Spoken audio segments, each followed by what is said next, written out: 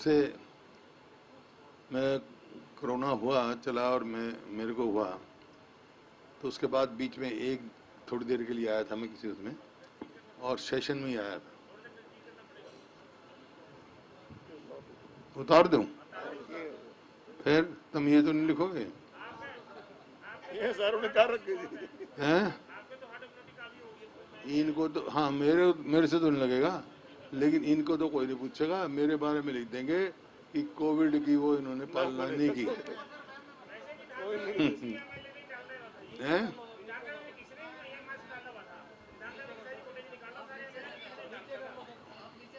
उसके बाद यहाँ आने का मेरा को मौका नहीं मिला, आपसे मुलाकात करने का सेशन में ही। और सेशन में भी ऐसा, तुम्हारी प्रेस गैलरी तो गई वहाँ से, हैं? वो तो हरियाणा निवास में आ गई, और इतना मैं ज़्यादा जा नहीं सकता वहाँ बिजी होकर। तो इस वास्ते आज सभी साथियों को मिलाया, बात भी करेंगे। मुद्दे आपको मालूम है आज हरियाणा की क्या स्थिति है, और विधानसभा में हमने हर मुद्दा उठाने का प्रयास की, लेकिन मैंने शुरू में कहा था समय कम है, 3 दिन का समय नाकाफी था जिस हिसाब से आज हरियाणा के हालात हुए हैं। आज हरियाणा जो है आर्थिक तौर पे,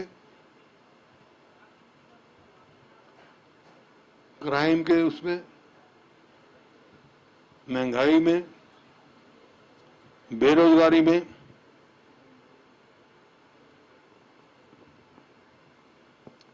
देश में सबसे दो प्रदेश 2014 में प्रति व्यक्ति आय, प्रति व्यक्ति निवेश में नंबर 1 था, आज वो प्रदेश हर चीज में नीचे खिसक रहा है। और ये मैं नहीं कह रहा, ये नीति आयोग की रिपोर्ट भी कह रही है, हर जगह कह रहे हैं। जो भी ये 7 साल हो गए सरकार को बने, और पीछे बीजेपी जेजेपी को भी 2 साल हो गए। इनका घोषणा पत्र देखो, इनका जो कहता हमारा कॉमन मैनिफेस्टो हम बनाएंगे, उसमें से एक भी कोई वायदा इन्होंने पूरा किया हो। सिर्फ इवेंट मैनेजमेंट करते हैं, घोषणाएं करते हैं, और काम 2 ही करते हैं। काम इनका है सर्वे और सर्विलेंस, तीसरा कोई काम नहीं है इस सरकार का। कोई गरीब आदमी के लिए, किसान के लिए कोई ऐसा फैसला नहीं लिया जो उनको लाभ पहुंचे। बेरोजगारों के लिए कोई भी वो नहीं हुआ। आपके सामने है जिस प्रकार से बेरोजगारी में तो सीएमआई रिपोर्ट से नंबर 1 है ही हरियाणा, और फिर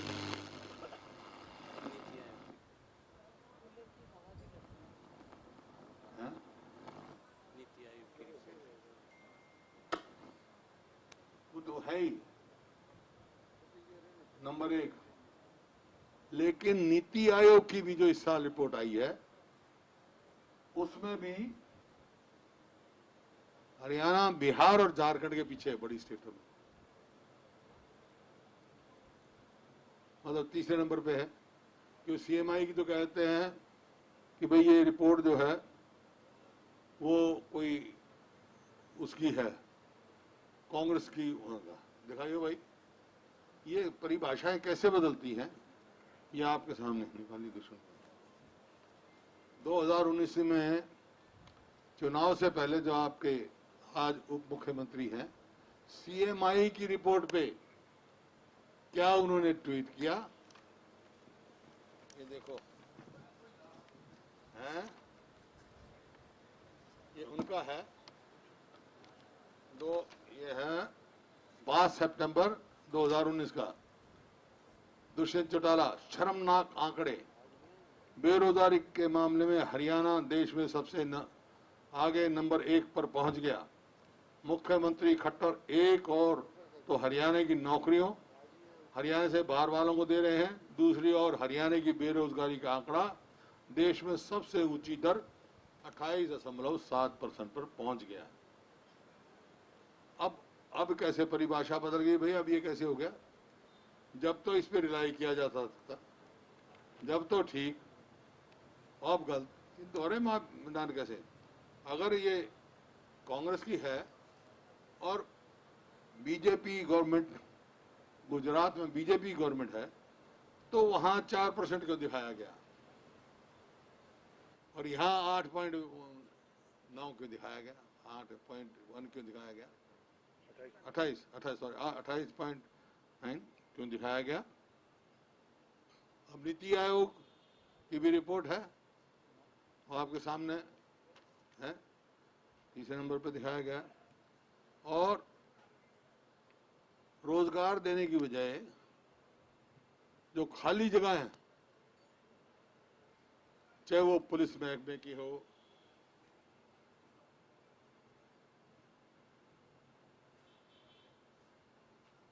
चाहे वो पुलिस महकमे में हो, चाहे हेल्थ डिपार्टमेंट की हो, एजुकेशन की डिपार्टमेंट की हो, लाखों जगहें खाली पड़ी है। कोई निकालेंगे जगह, विड्रॉ कर लेंगे। जैसे गीता जी ने विधानसभा में बताया, किसी यूनिवर्सिटी में कोई वो नहीं हुई, रिक्रूटमेंट नहीं हुई, और पेपर लीक कर देंगे। जो लुटाई ये पेपर लीक में हुई है हरियाणा के युवाओं की, जैसे हमने मांग की कि भाई सीबीआई की जांच कराओ आप, मैं ये समझ से बाहर है कि इनको कोई है ही नहीं, ये कहते भाई ठीक है ये तो वो है, तो सीबीआई की जांच कराने में क्या संकोच है इनको? इसका मतलब कहीं ना कहीं दाल में काला है जो संकोच कर रहे हैं। नहीं तो हर चीज के लिए तो बहुत जल्दी करते थे ये सीबीआई की इंक्वायरी करने के लिए। इंटर स्टेट मामला हो चुका है ये, कुछ आदमी जम्मू में पकड़े गए हैं, कल को पंजाब में कोई पकड़ा जाएगा तो क्या करेगी हरियाणा पुलिस? इसको तुरंत सीबीआई को देना चाहिए ताकि लोगों को वो हो,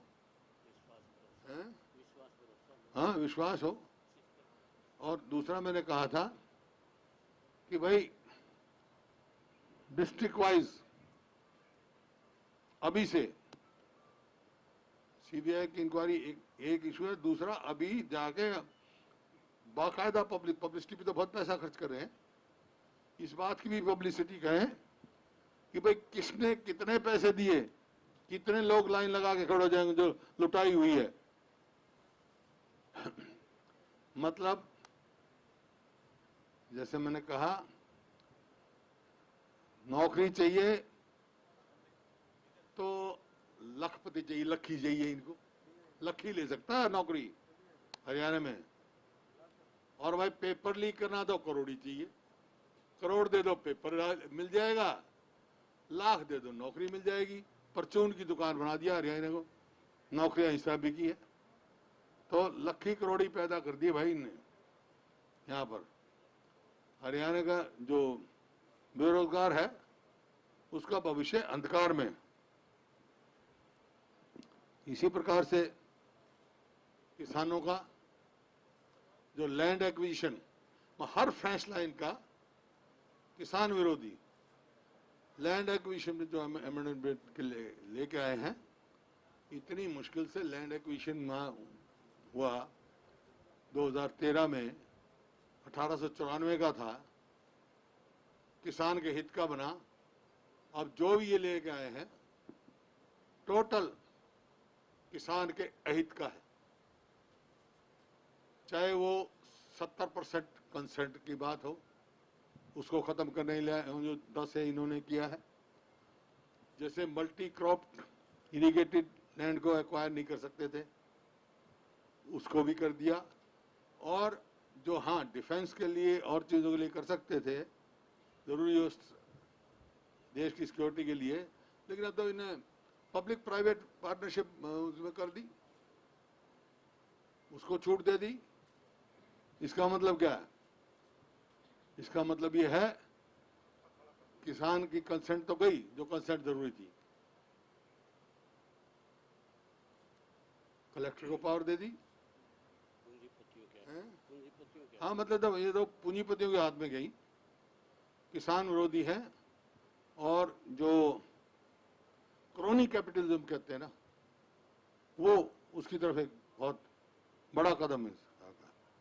और मकसद में समझ में आया कौन से प्रोजेक्ट के लिए इन्होंने की है। अरे लैंड बैंक हरियाणा के पास बहुत है, उसको यूटिलाइज कर लो। जो आईएमटी है खरखौदा, उसको कर लो। आईएमटी रोहतक खाली पड़ा है, फरीदाबाद है, ये आपका शाह है, कितनी जगह आप कर सकते हो हैं। रोज कमी हाँ, फिरोज का मेवात में है, वो खाली पड़े हैं।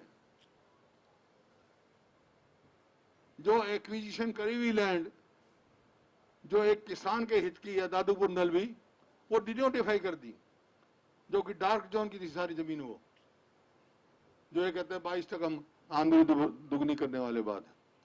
तो एक भी फैसला इनका किसान और गरीब आदमी हक में नहीं। जो कलेक्टर को पावर दे दी कि भाई वो करे, कोई मान लो कोई लैंड ओनर चले गए और वो और उनका हो गया, उसी टाइम जो है एक्विजिशन कर दे without asking for any objections.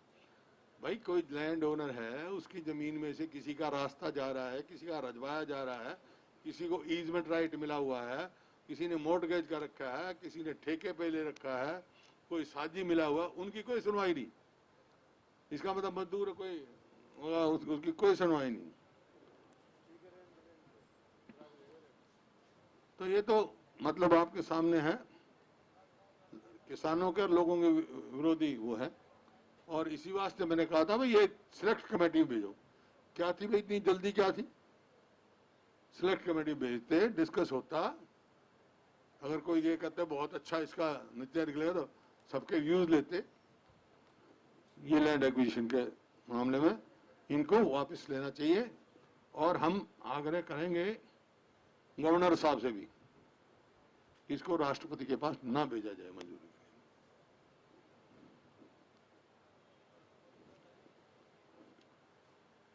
देखिए 75वां साल है हमारे स्वतंत्रता दिवस। आज बड़ी जोर शोर से हरियाणा सरकार भी कह रही है, लेकिन फ्रीडम फाइटरों की एक पैसा भी उन्होंने पेंशन नहीं बढ़ाई 7 साल में।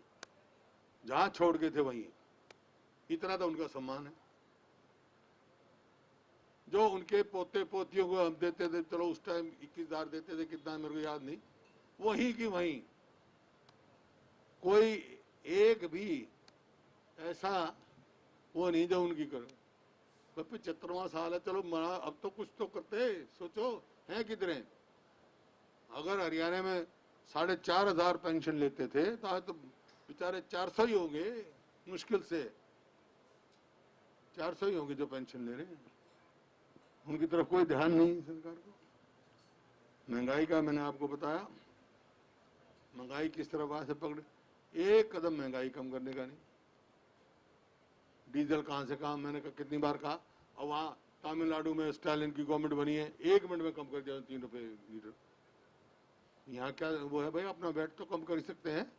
सेंट्रल गवर्नमेंट तो कहती है कि अपना वेट कम कर लो, जिसको सस्ता देना है, तो क्यों नहीं हरियाणा सरकार करती भाई। डीजल की भाव बढ़ गया, खाद बढ़ गया, पेस्टिसाइड्स बढ़ गए, लेकिन किसान को एमएसपी भी नहीं मिल रहा। जो मक्का का एमएसपी था, मेरे पास रसीद है, 1400 की तो रसीद है, लेकिन बिका वो 1,900 से 1850 एमएसपी। और वो बेचारे का किसान का लिया कहीं 1000 में, कहीं 1200 में, कहीं 1400 में, उसको एमएसपी भी नहीं मिल रही। लागत बढ़ रही है, आमदनी घट रही है। तो ऐसे समय में किसानों की मदद करने की वजह और उसके ऊपर वो ये कर रहे हैं। देखिए ये जो साल गुजरा, कोरोना आया, बड़ी भारी सारी दुनिया में आया, सबको दिक्कत हुई, हमारे यहाँ भी। हम वी कांट बी एक्सेप्शन। सबको बहुत ज़्यादा मुसीबतें बढ़ रही। प्रयास भी किए, लेकिन हमने उससे सीख क्या ली? पहली वेव से दूसरी वेव तक कोई तैयारी नहीं करी। अब ये कह रहे हैं तीसरी वेव आएगी, नीति आयोग वाले कह रहे हैं, वो तो यहां तक चले गए रोज के 4 लाख केस होंगे। अब क्या तैयारी है इनकी? कितने तो पैरामेडिकल स्टाफ इन्हें भर्ती किए, कितने डॉक्टर भर्ती किए, कौन सा इंफ्रास्ट्रक्चर किया, कितने और बेड ऐड किए। ऐसा विधानसभा में इनको बताना चाहिए था, हमने इतनी तैयारी की है, लेकिन बताएंगे क्या? बताने के पास कुछ है ही नहीं इनके पास। हाँ, एक बात जरूर कह दी कि जो वायदा किया था नर्सिंग स्टाफ से, जो कोरोना वॉरियर से, चाहे बेचारे सफाई कर्मचारी थे, इनके हम दुगने वो देंगे, वो मना कर दिया। तो क्या क्रेडिबिलिटी रहेगी सरकार की भाई, जब पहला ही वायदा नहीं पूरा किया? तब तीसरी वेव की तैयारी है क्या है, खोल के बताना चाहिए। हम इतनी भर्ती कर रहे हैं, हम ये तैयार हैं, हम सब कोऑपरेट करने के लिए तैयार हैं, सबको इकट्ठा मिलकर लड़ना है, लेकिन सरकार को कुछ तो वो लेनी चाहिए अपनी। खाली वाह एडवर्टीजमेंट से काम चलेगा सरकार का? इवेंट मैनेजमेंट से काम थोड़ा ही चलेगा आपका। और जैसा मैंने कहा, किसान की तो बात अलग है। हरियाणा के बारे में भी सरकार, ऐसी सरकार, बेरुखी सरकार मैंने देखी जो अपना हिस्सा भाखड़ा मैनेजमेंट बोर्ड में पिछले 1 साल से हरियाणा का मेंबर ही नहीं है। देखिए, जब से भाखड़ा मैनेजमेंट बोर्ड बना है, वहां इरिगेशन का मेंबर हरियाणा का होता है और पावर का मेंबर पंजाब का होता है, और चेयरमैन जो है वो 4 स्टेट पार्टनर है, इनसे बाहर का होता है। इससे पिछले 4-5 साल में मैं किसी व्यक्ति की बात नहीं करता हूं, चेयरमैन भी इन्हीं की स्टेटों में से एक बन गया। और 1 साल से हरियाणा का मेंबर ही नहीं है, इरिगेशन मेंबर नहीं है। तो उसका क्या नतीजा हुआ कि पावर का मेंबर भी पंजाब, हरियाणा इरिगेशन का मेंबर भी पंजाब, बंटवारा वो करेगा, हरियाणा को हिस्सा कहां से मिलेगा? जब भी तो इतनी किल्लत हुई, जितनी राइस सूट्स में 15-15 दिन 20-20 दिन लेट हुए, रोज हम टेलीफोन करते रहे, क्यों? आपका वहां कोई है ही नहीं, और अब भी नहीं भेजा। क्या एक चीफ इंजीनियर होता है, एक चीफ इंजीनियर पे नहीं कर सकते अब जो अपना हका खूब की लड़ाई लड़े? और मेरे को पता नहीं, मैंने सुना है, ये हरियाणा सरकार की मैं आपके माध्यम से कहता हूं कि ऐसी बात चल रही है वहां कि चारों स्टेटों में से कोई किसी का मेंबर बन जाओ। अगर ऐसा हो गया तो हरियाणा का तो कभी मिलेगा नहीं। उस बात को अगर कोई है, चल रही है, तो ये हरियाणा के मुख्यमंत्री की जिम्मेवारी है कि जो हमारा हक का है मेंबर रहे, और इरिगेशन मेंबर हरियाणा ही रहे, हरियाणा का ही रहे, नहीं तो ये बड़ा भारी नुकसान हमारा होने जा रहा है। एक समय था जब हरियाणा बना 66 में, उस टाइम एक मेडिकल कॉलेज था पंजाब के समय पर। 2005 तक सरकारी कोई दूसरा मेडिकल कॉलेज नहीं था। उसके बाद हमने मेडिकल कॉलेज बनाए, प्राइवेट भी बने। यहाँ हुआ लड़कियों की मेडिकल कॉलेज बनाया, यूनिवर्सिटी बनाई, वो तो अलग बात मैं बता रहा हूँ। तो लोगों ने रुचि लेने लगे, डॉक्टर बनने लगे। जो हमारे बच्चे बाहर जाते थे पढ़ने के लिए, वो यहाँ पढ़ने लग गए, डॉक्टर बनने लग गए, मिलने लग गए। वो उसका क्या किया, 8 लाख फीस थी, 8 से 22। इसका मतलब गरीब आदमी का बच्चा तो डॉक्टर बन नहीं सकता भाई, आम आदमी का बच्चा तो डॉक्टर बन नहीं सकता है 22 लाख। अगर है, आप तो इतनी सरकार की क्षमता है, कुछ उसकी फिक्स करके, आमदनी फिक्स करके सब्सिडाइज करे, सरकार क्यों नहीं कर सकती? मतलब गरीब आदमी को और आम आदमी को, बच्चे को यहाँ डॉक्टर बनाने का हक ही नहीं रहेगा क्या? तो ये सारे ऐसे काम इन्होंने किए हैं। एक और इन्होंने स्कीम चलाई, आज से 5 महीने पहले, शायद पिछले सेशन में मुख्यमंत्री जी ने अनाउंस की थी, वो थी मुख्यमंत्री अत्याधुनिक परिवार, क्या है उत्थान, हाँ अंत्योदय परिवार उत्थान अभियान। उसका जवाब आया है, क्या है इनका? ये था भाई 1 लाख उनको आइडेंटिफाई करेंगे। ये तो कुछ नहीं आया भाई, क्या देंगे? ये है व्याख्यान करेंगे उनको। व्याख्यान तो तुम्हारे इतने पोर्टल हैं, जब आप कहो तो मैं पढ़ के सुना दूं उनका क्या है तेरे पास भाई, देख भाई, तो उसका व्याख्यान करेंगे। अरे व्याख्यान करने तो भाई बहुत बहुत है, तुम्हारे रोज अखबार रहे, इतने बड़े बड़े एडवर्टीजमेंट देने लगे गए, फिर स्कीम की क्या जरूरत है? व्याख्यान तो कर लो, तुम कर ही रहे हो। वही मैं कह रहा हूं, इवेंट मैनेजमेंट एक बताएं कि भाई ये लाभ दिए, जैसे हमने किया था, 100-100 गज के प्लॉट दिए थे, उनके बच्चों को स्कॉलरशिप का फैसला किया था, गरीब आदमियों के आगे मकान बना के दिए थे।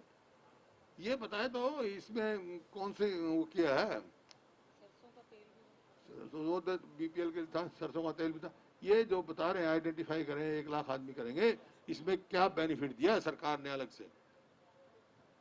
खाली व्याख्यान करेंगे, अब तुम्हारी ये स्कीमें हैं, ये स्कीमें तो सब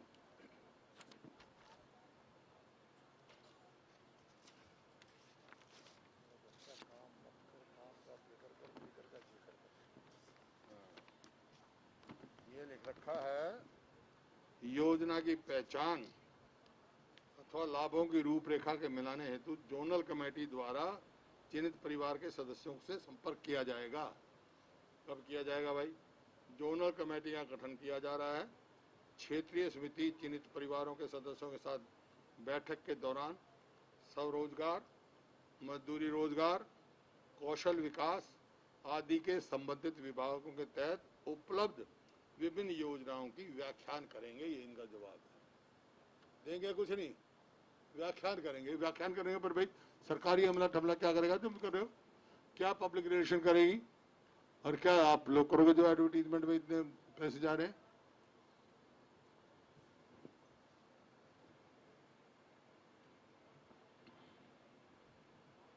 इस प्रकार से बहुत मुद्दे थे। जैसे मैंने कहा था शुरू में कि भाई बहुत कम समय है, लेकिन मेजोरिटी अथॉरिटी में तो अकेला था बीएसी में।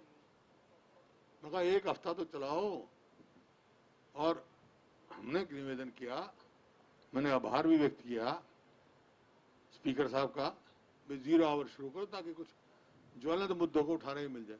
उन्हें एक नया किस्म का 0 आवर बना दिया जो हमने कभी सुना ही नहीं, कि 3-3 मिनट बोलेंगे। आज अखबार में इतने आदमियों ने कहा 3 मिनट में व्याख्या वो ज्वलंत मुद्दा बताया जाएगा क्या? कभी नहीं कहीं देखा मैंने भाई 0 आवर में 3-3 मिनट का। ये तो एक मतलब टरकाने वाली बात होगी, गलत है। मैं तो इसी वास्ते असेंबली में कह दिया भाई, हाँ, इसी वास्ते मैंने कह दिया भाई इससे अच्छा तो ना है, कभी हम उठ के रोड़ा तो कर लेंगे हैं। 3-3 मिनट का मैं 0 आवर भी अपनी किस्म का बना 0 आवर दिया, अच्छा था। मैंने सोचा भाई ज्वलंत मुद्दे उठेंगे, चलो ये मौका मिलेगा। लेकिन वहां भी मौका का है। ऑक्सीजन की बात आए तो मुख्यमंत्री जी ने कह दिया भाई 1 आदमी भी नहीं मरा ऑक्सीजन की कमी से, जबकि पूरे अखबार भरे। या तो आपके अखबार झूठे भाई, या हम झूठे, कौन झूठा है? ये तो मतलब कोई हाई लेवल ही इंक्वायरी साबित कर सकती है ना। कितने अखबार है भाई? ये देखो आप लोगों के भरे, जनता में है, ये आप लोगों के अखबार भरे पड़े हैं ऑक्सीजन की कमी से मरे। या तो कौन बताओ, कौन से अखबार आपके झूठे, या हम झूठे भाई, या वो झूठे? झूठा तो मैं किसी को नहीं कहता, लेकिन गुमराह हाउस को करना अच्छी बात नहीं है। चलो उन्होंने अब कमेटी बनाई है, उस सत्रीय कमेटी, अब तक तो कोई नाम आए नहीं तो इतनी देर में तो काम शुरू होना चाहिए। तुरंत उसका गठन करके इस बात की जांच कराई जाए और पूरा एडवर्टाइजमेंट कराया जाए।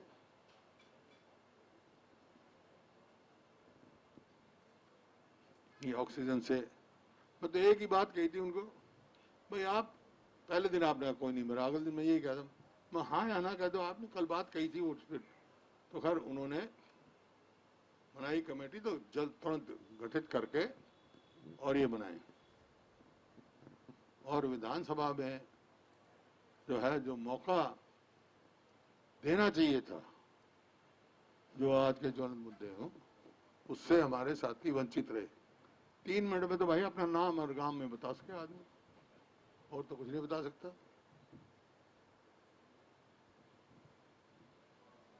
मैं तो इस बात का एतराज किया था।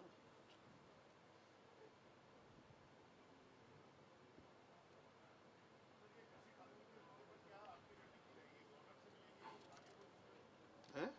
एक मिनट बस, लेट मी फिनिश। जब आपसे उसमें हुआ,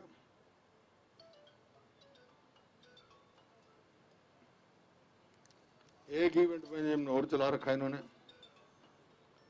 कि फ्री अनाज 5 किलो। कोई नई स्कीम तो है नहीं है, ये तो हमारे समय में भी है। और उस समय तो सरसों का तेल भी मिलता था, नमक भी मिलता था, दाल भी मिलती थी। वो तो सब गायब हो गए। कहते सरसों तेल का पैसा देंगे हम।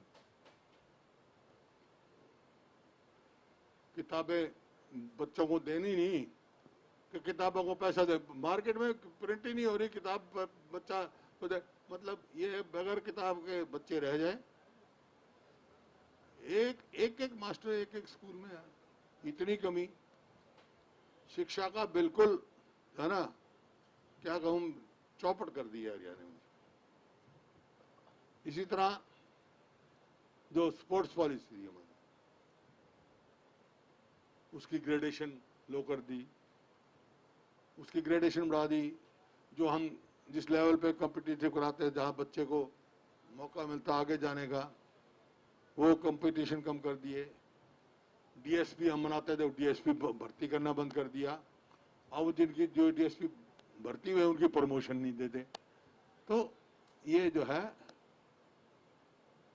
खेल नीति में भी इन्होंने खिलवाड़ की है।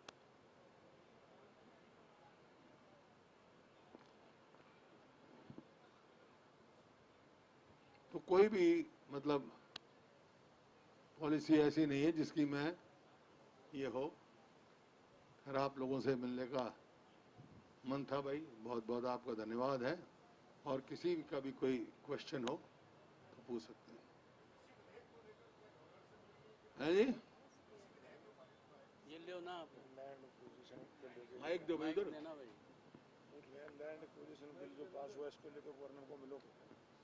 नहीं, अब आग्रह किया है और हम अपना बात करके गवर्नर साहब से भी आग्रह करेंगे, मिलेंगे भी कि भाई इसको ना भेजा जाए आगे, और इसका विरोध करेंगे। बिल्कुल ये जो है किसान विरोधी कानून, जिस मकसद से ये लैंड एक्विजिशन बिल बना था किसान के हित के लिए, ये उसका मकसद ही खत्म कर दिया इन्होंने। हैं? चौथा काला, हाँ, काला कानून बना दिया किसान।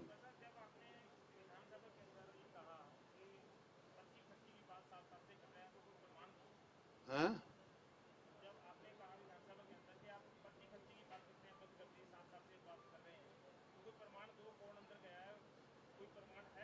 कोई प्रमाण नहीं है, कोई कहीं से कुछ नहीं है। जब भी तो मैंने कहा, जब इनका पहला पेपर लीक हुआ ना, और ये अखबार में आई कि भाई इतने लाख रुपए में कंडक्टर बिका, इतने, उसके बाद इन्होंने कहा नहीं नहीं हमारा हम तो बहुत साफ है, आपके यहाँ पर्ची खर्ची होती थी। नहीं, पहले पर्ची खर्ची तो भाई मैनिफेस्टो में डालते ये, लेकिन अपना बचाव करने के लिए दूसरे पे दोषारोपण का प्रयास किया। अब साबित हो गया भाई ये तो लखी और करोड़ियों का राज है। इनको नौकरी किसी को लेनी है तो लाखों ले जाओ, पेपर लाना है तो करोड़ों ले जाओ, पेपर लीक करके उनको भेज दो। वो नहीं पकड़े जाएंगे। पकड़े हो जाएंगे जो बेचारा बेरोजगार है, लालच में आके खरीद लेता है, किसी को बहकावे में आ जाता, उसको तो पकड़ लेंगे। लेकिन कहां से लीक हुआ, कैसे लीक हुआ, कब लीक हुए, ये हाउस में गुमराह करना, कि केवल 4 पेपर लीक हुए, मैं इससे बिल्कुल सहमत नहीं हूं। अखबारों में आया, अगर 28 कोई 28 लिखता है, कोई 24 लिखता है, कोई 22 लिखता है, सारे सोशल मीडिया पर आ रहे हैं। जब अब जो उन्होंने डिटेल दी, तहसीलदार का था अखबार, वो पेपर है ही नहीं जो लीक हुआ था, वो तो मेरे को भी याद है, पता नहीं कितने पेपर ऐसे लीक हुए। तो इसी वास्ते हमने मांग की थी, भाई सीबीआई इंक्वायरी कराओ हाई कोर्ट या सुप्रीम कोर्ट के जज के सुपरविजन में, तो हम लोगों को भी चाहते कि हाँ भाई नियत साफ है, करना चाहते हैं, नहीं तो ये युवा पीढ़ी से खिलवाड़ है।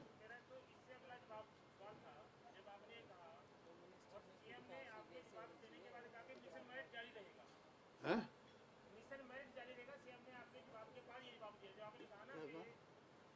मिशन मेरिट जारी रहेगा, सिस्टम पर अटैक हो रहा है, वो ये मिशन मेरिट है, सिस्टम पर अटैक हो रहा है। अरे जहां एसएसबी कमीशन का चेयरमैन सस्पेंड किया हो, हैं? ये हमारे टाइम में हो सकता है कोई नौकरी का टेक्निकल ग्राउंड पे कोर्ट ने कर दिया हो, या जो हुआ है एक आध जगह वो इन्होंने पूरे इन्फॉर्मेशन ना दें, ये कह दें कि भाई ये जितनी जगह थी इतनी जगह खाली नहीं है, जबकि खाली थी, एफिडेविट दे दे तो कोर्ट जबरदस्ती लगा था। हाँ, यही हुआ, और कोई उनकी मेरिट पे थोड़ा ही था, that was not on challenge on their merit. वो तो ये था भाई जगह, हाँ ये तो सारी जो है ना पुलिस कांस्टेबल, ये सब ग्राम सचिव जितने ये लीक हुए हैं, अब उसकी डेफिनेशन बदल रहे हैं, पेपर लीक ये नहीं ऐसे होता है, पेपर, अरे पेपर लीक कैसे होता है, बाहर हो गया पेपर हो गया, कौन कहाँ से, लेकिन कहाँ से कब कैसे हुए, इसी बात की तो इंक्वायरी मांग रहे हैं हम। जब इनका गृह मंत्री कह रहे, वो कह रहे पुलिस जांच करेगी, पुलिस किसके अंडर है भाई? गृह मंत्री के अंदर। गृह मंत्री खुद स्वयं कर रहा है कि भाई सीबीआई की जांच हो, तो भी इनको क्या ऐतराज है?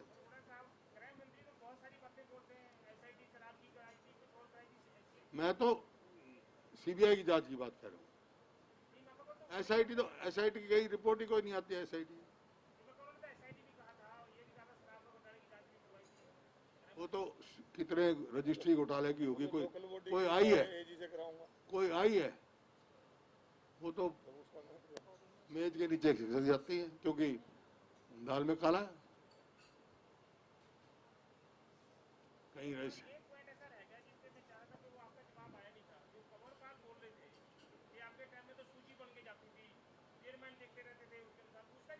आ गए, मैंने कहा बिल्कुल गलत है, कह चुका था मैं क्या मतलब है, मैं तो कभी ये बात होती है तो चेयरमैन पे मुकदमे नहीं बनते यार।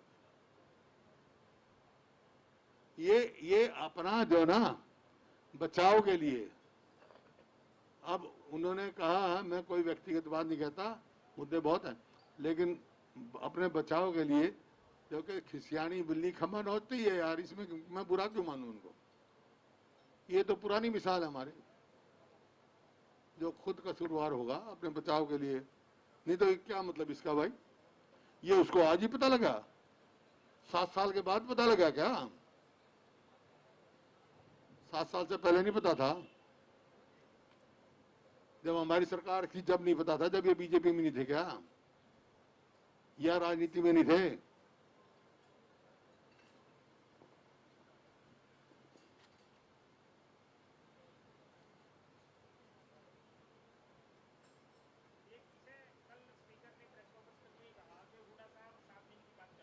हैं?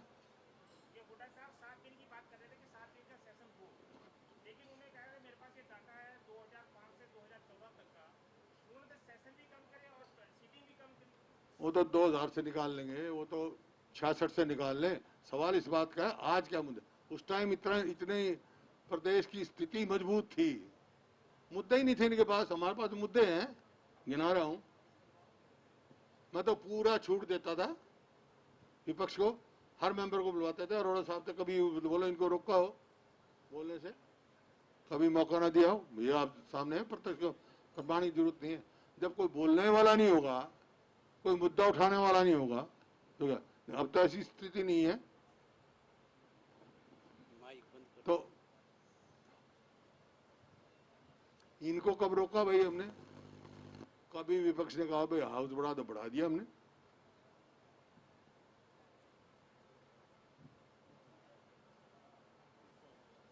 लेकिन वो तो उसी टाइम उन्होंने फैसला कर दिया था। मैं अकेला था, मेजोरिटी अथॉरिटी, उन्होंने कहा नहीं 3 दिन चलाएंगे हम। मैंने कहा भाई फिर तुम बाहर जाके कहोगे हुड्डा साहब ने भी एग्री कर लिया, तो उन्होंने कहा नहीं मैं अनाउंस करूंगा अभी आपने नहीं एग्री करा। हाँ। पिछली बार जैसे किया था, पिछली बार भी किया था, बाहर जाके खड़ा हो कह दिया कि सबने ये यूनानिमस है। तो ऐसा नहीं है ना, प्रजातंत्र में है जो जिसकी आवाज है उसको दबाने की प्रयास नहीं करना चाहिए भाई। किसान जो है तकलीफ में है। आज हाँ, उसकी चर्चा होनी चाहिए। आज कितना हमने कहा भाई, 9 महीने से किसान बैठे हैं, हमने अर्जेंट मोशन दिया, उसका बात करते ही वो माइक ऑफ कर देते हैं। डॉक्टर कहा खड़ा हो जाए, डॉक्टर का माइक ऑफ, ये खड़े हो जाए, इनका माइक ऑफ। वहां के बात करते ही भाई जिम्मेवारी है। मैंने एक बात कही, वो तो कह दी सेंट्रल एक्ट है, ये है। मैं ठीक है, हमारी भूमि पर बैठे हैं ना, हम एक काम तो कर सकते हैं ना। अब जैसे ये सेंट्रल एक्ट नहीं है, लैंड एक्विजिशन ने बदल दिया है, तो इसमें अपना तो बना सकते हैं कि हरियाणा में कोई भी एमएसपी से कम खरीद करेगा प्राइवेट मंडी में या कोई आदमी, तो उसको सजा का प्रावधान किया जाएगा। क्यों नहीं कर सकते भैया? क्यों नहीं कर सकते? मेरे को बताएं, जवाब दें। आगे क्या अपना काम करेंगे हम क्या प्रोग्राम जो होगा बताएंगे आपको। तो कोविड की उसकी देखते हुए जो भी संभव होगा करेंगे।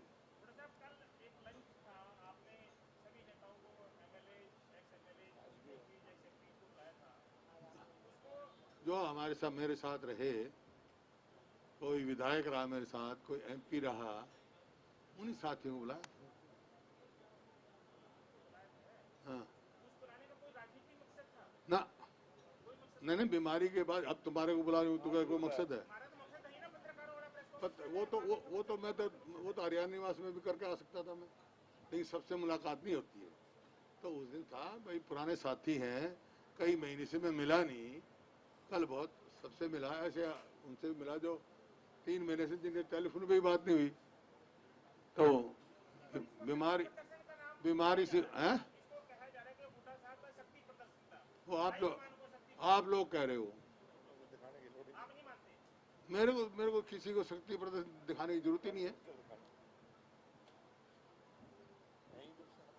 हैं?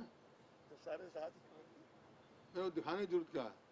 लेकिन साथियों से मिलने की जरूरत थी, मेरे को उनसे मुलाकात करने की जरूरत थी। अब आप लंच करोगे, आपसे भी करूंगा, हर टेबल पे आगे आपकी बात सुनूंगा।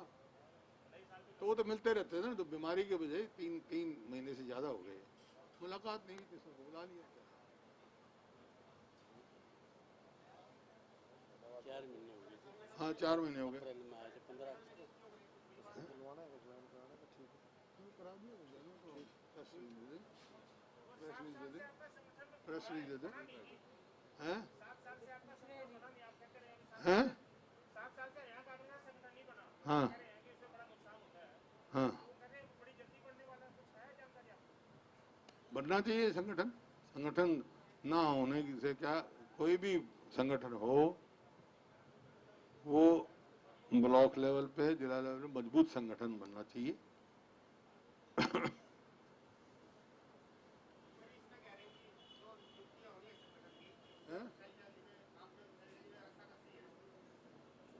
माइक दे हैं?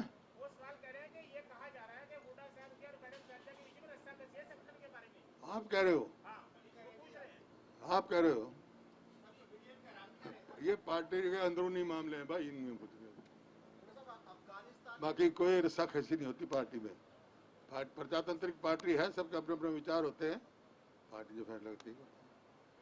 तो अब तुम अखबार वाले हो, तुमने लिखना है, 4 पत्रकार हो, आपके अलग अलग वो हो सकते हैं, लेकिन फैसला होने के बाद तो एक ही रहेगा ना, मालिक जो तुम्हारा फैसला करेगा। हुड्डा साहब, अफगानिस्तान में जिस तरह के क्राइसिस हैं, अब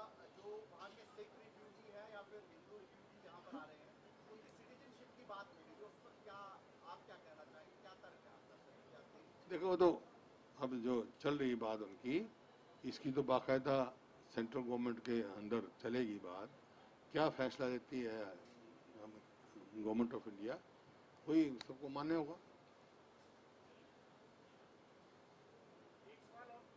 हाँ, दो पूछ। क्योंकि कोरोना की वजह से आपसे तो संपर्क आज हो रहा है, जब आप कोरोना से लड़ते थे, आपके समर्थक एमएलए, वो समर्थक इसलिए बोल रहा हूँ क्योंकि हमने लिखा खुद ही हुड्डा साहब के समर्थक एमएलए केसी वेणुगोपाल से मिले थे और उन्होंने कहा था कि मैडम साहब को बदलो, हुड्डा साहब को प्रदेश का अध्यक्ष बनाओ, हमें जो जानकारी बाहर आई सच है झूठा मिनिमम आप नहीं, आपको मालूम ही नहीं तो मैं क्या करूँ जब आप सच्चा झूठा। सच्चाई क्या है? मेरे को खुद नहीं मालूम, मैं तेरे जैसा हूँ, मैं कोई उनके साथ था।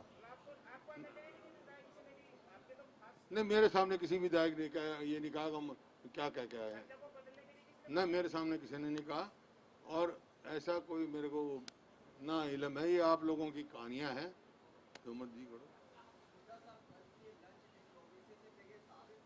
हैं?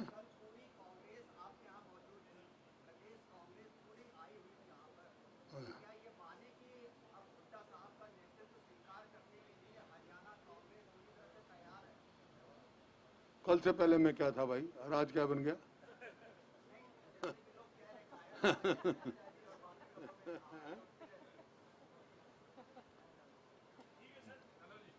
और पूछ लो, किसी का सवाल नहीं रहना चाहिए। ओ भाई, तू कैमरा तारा, तू सबसे पहला बात है, तू पूछ, फिर देख ले। ना ना, जो उल्टा पीस सीधा जवाब तो मैंने देना है। न कोई ऐसी आया नहीं ना, आएगा तो आज तुमने बड़ी समझदारी से काम किया है। सभी कृपया लंच करके जाना, सभी आमंत्रित।